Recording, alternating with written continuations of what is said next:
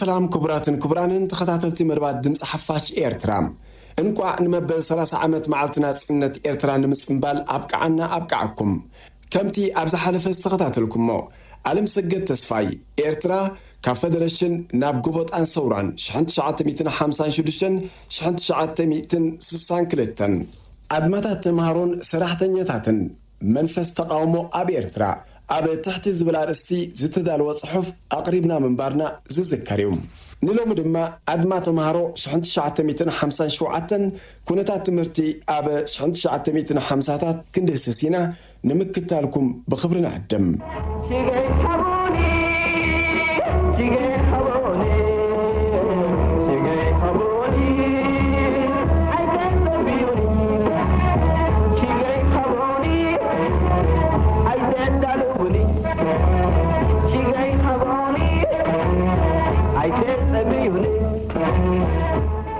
مجزعتاوي منجسي إيطاليا أب إيرترا تمرت نخيس فحفح أب قبري زوعلو عقاتي بوليسي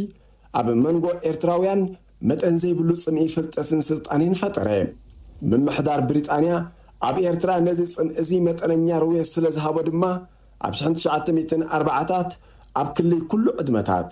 زترأي قويا ناب تمرتي قليل عين برن متون نايق أنقاط ليان تمرتي زنبرم عبيت الزيغاتات كي ترفو بوشت أو تمرت تراي زتنق نايك آلن صحفتن كلت قوانق أنجليز كتريون ترايوم مجزاتي إيطاليا عدل تمرتي إيرتراويان كمزقات إهزرد مصنعتتات عبقزي من محدار وتهدرا ودرق إيطوبيا مسارت زي مصنعتزي عبشحنت شعات 200 سراساتات بقنقام حدا بيت تمرتي نشومان تميتن أسران إيطاليوان نبرتي خلون كله نحمسا شحنكر تميتن 94 زيغاتات تراي نبرهم اتوم زحاشي ناي تمرت عدل زرخبو عب كاثوليكاويان ابيات تمرتي مالت عب عد وغري عد قيح سجنيتي كرن جندعن مصوعن زمهار خوينم كسب 50 شارشاين كفلي نخبصحو يفقدلهم نبرهم ناي إيطاليا بوليس تمرتي اب إيرترا نتز تمهاره كفال بأزي مطن فلطات ناب مسارحي مجزاتي اب مقيارو اتكورم بشحنت شعات 232 حدا نمبعتا عبيات تمرت دك أبات زكايت معكلاي بيت صحفات أندريا فيستا بزيت بحالي بعد سلطان نخيل لقومي بشحنت شعات 238 عبزو صو مستيرا وممر حدما فيستا نزل سعب بوليسي حانسا صيم عبرا بعي عامات تمرتي إيرتراوي تمهاراي قوانقوا بمتن زبالة درجة خزارب كخيل علوو ناربعة تكبارات قصرون كابتن نبور تحستو كي حالفه كفلت علوو نتاريخ بزرئي عسمات نايتوم نإيطاليا زعبي واطراي كفلت يدلي كلمزي بشحنت شعات 237 عبزت تخيادة مجزأتها وعلا فيستا نزل صعب تزاري بنيروم لعلو خلو قلعة عدلاينات محساب مال السريت عكالات كفلتن كسمعون اللوو أبا جزاتاتنا ممر كفريو زخل زبالة صوصيت ازيو اتز ترفه مصحفا من بابن دحاريو خصعب مسامنا جزي خطف جن جدنت يوم كمز سلازخانة مجزعتي إيطاليا عبقعو بمن محدار بريطانيا مستتكه قصر عبيات تمرتي يخون تمهارو إيرتراويان كامناش حنت شعات 200 سلاساتات قصرو بزحكي وسخة صنحي بزي مسرت عبشحنت شعات 240 كلتن شحنت شعات 243 عمال لا هجر عبعسة شعات عبيات تمرتي مبعتا شحن 530 إيرتراويان تمهارون 38 ممهرارن تراي نبرو بمنصر زي عب قصر عبيات تمرتي إيطالياويان 10 كلتا قدماين 7 كارعين درجاتات حدا درجة يونيفرستن بدمر 4995 تمهارو إيطالياويان تقصرو من محدار بريطانيا نيرترا لقيقو أبز خدلو قصر عبيات تمرتي مبعتا بلعلي 4 عصفي بمعبايو ناب أسات 100 بصحيم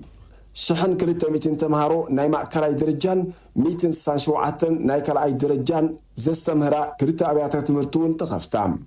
ትምህርቲ ብቋንቋታት ትግርኛን ዓረብን ዝወሃብ ኮይኑ ቋንቋ እንግሊዝውን ክብ ዝበለ ትምህርታዊ ቦታ ሐዘ መምሃራን ዝስልጥንሉ ትካል ስለ ዝተኸፍተ ሓያሎ መንእሰያት ናይ ስነ መምህርና ስልጠና ረኸበው ተኣኪቦምን ንመምሃሪ ዝኸውን መጻሕፍቲ ብትግርኛ ከም ዝዳሎ ገበሩ ደካ ሓደ ሩባ ደካ ሓደ ስድራ የሕወተ መለኹ መፍቀርቲ ኤሪትራ ክጥምዕ ጀሚሩ ኣኸይ ተኽልናይ ገንዘና ባርኖሳይ ተሲኡ ኣኸይ መስጠቲ ግራትና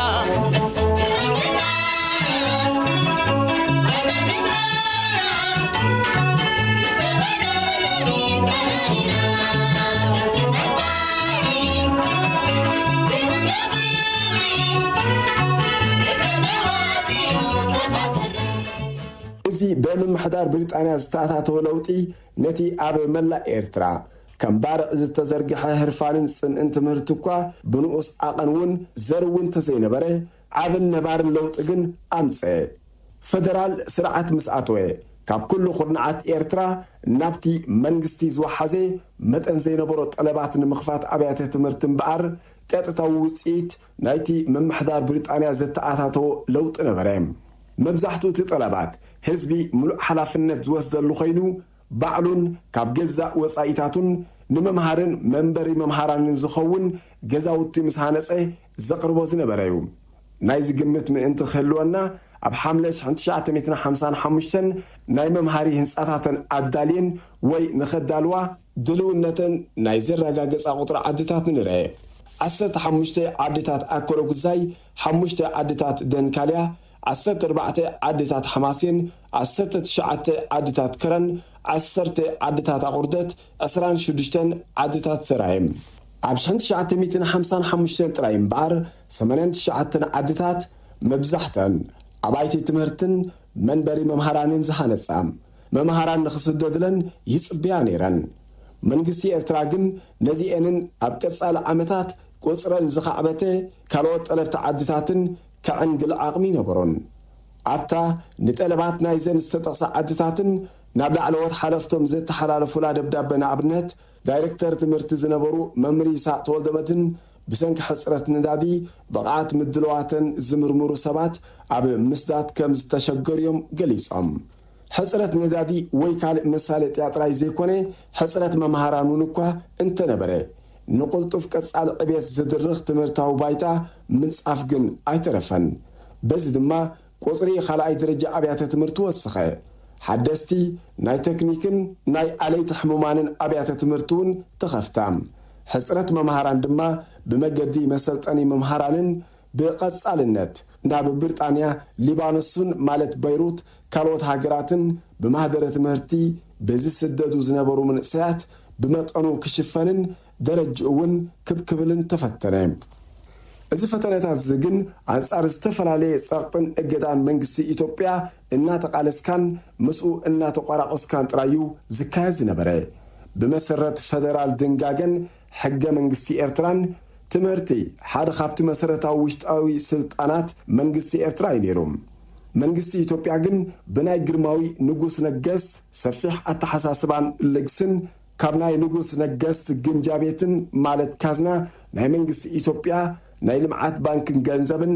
ኣብ ጥቕምን ኣገልግሎትን ህዝቢ ኤርትራ ዝውዕል ኣብያተ ትምህርቲ ሆስፒታላት መሳጊድ ወዘተ ከም ዝሃነፀ በብግዚኡ ኣፍለጠ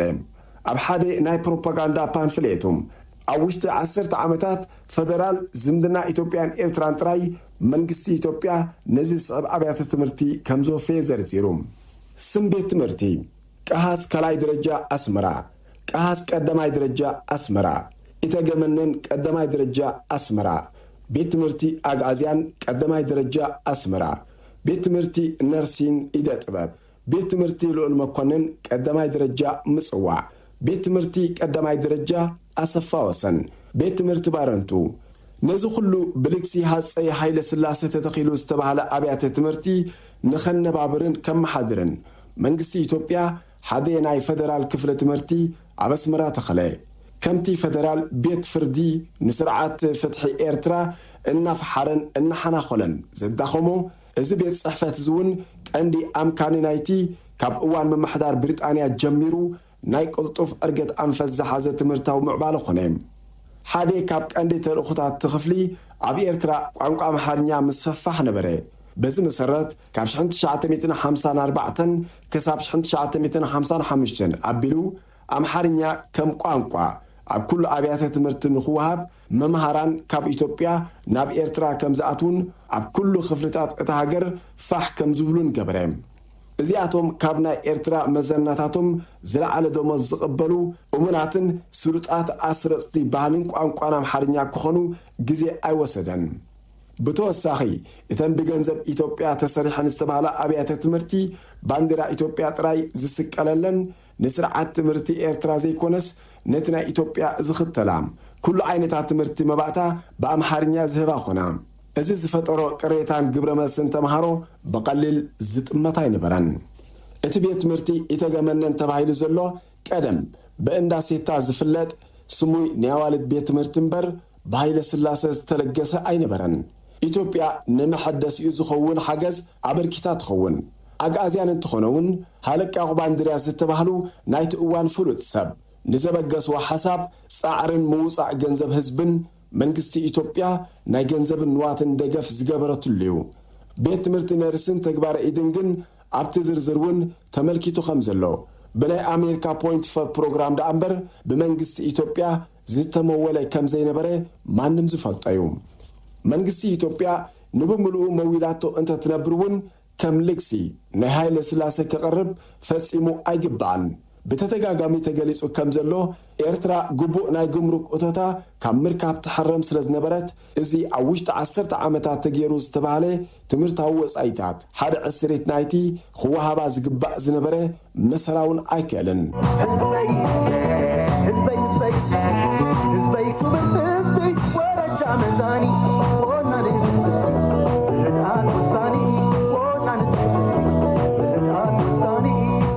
بخالق قالات بگنزب نزتسرح هنساتاتيو منگست ኢትዮጵያ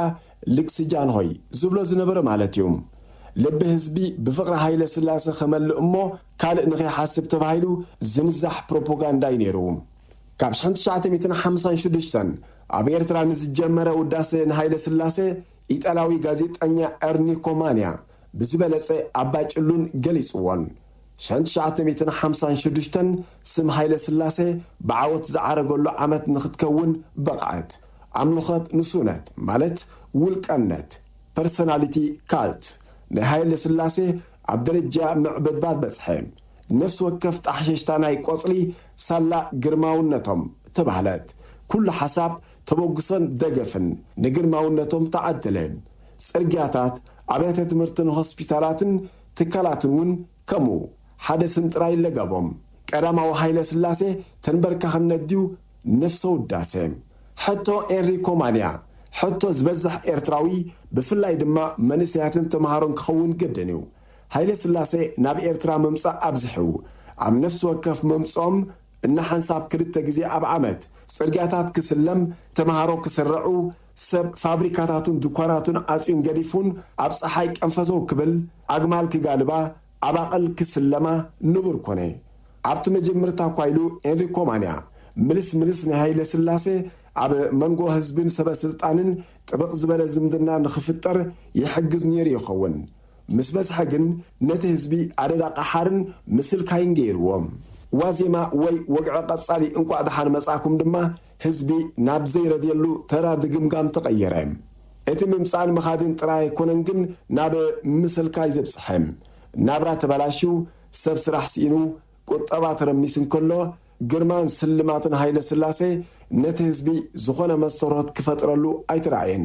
ሕቶታቱን ጠለባቱን ዝኾነ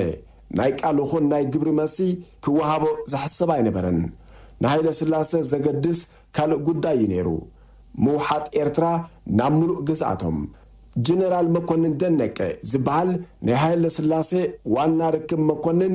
እልፍኝ አስከልካይ ንጠቅላሊ ኤዲተር ኤርትራ ቀኛዝማት ገብረ መድህን ተሰማ ዝበሎም ጽቡቕ ኣመት ይህብ ጃንሆይ ማለት ሃይለ ስላሴ ወረይ ፈትዮም ብስርዓት ተጸኒዑ ዝመጸሎም ጸብጻብ ዋጋ ይህብዎን ኣብ ብጥስጣስ ወረቃቕቲ እዚ ይግበር ኣሎ يحميكم አለው እከለ ብዘይ ፍቃድኩም ከም ዝገሩ ዝብል ካብ እኽብ ካብ ዝመፀ ባህየብሎም ብዘይኮም ገለ ዝፈጥር ከም ዘየሎ ሰብ ዝፈጥር ስራሕ ዝፈጥር ንሶም ጥራይ ከም ምዃኖም ከእምኑ ይጻሩ እዚ ካብ ኃይለ ስላሴ ጀሚሩ ናብቶም ዝተሓቱ ናይ ጸጥታ ሰራሕተኛታት መንግስቲ ኤርትራ ዝወርድ ናይ ቁጽጽር እገዳን ማእሰርትን አገባብ ማሕደራ ነተራ ሓሰውትን አባጻጻሕቲ ወረን ዝምችእ ኮነም